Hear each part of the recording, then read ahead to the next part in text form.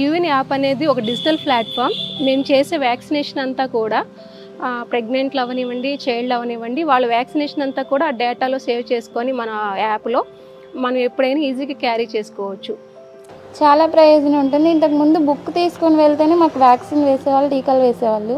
ఈ యూవిన్ యాప్ వల్ల బుక్ లేకపోయినా కూడా ఎక్కడి నుంచి అయినా ఏ ప్రదేశానికి వెళ్ళినా సరే మాకు టీకా వేస్తున్నారు.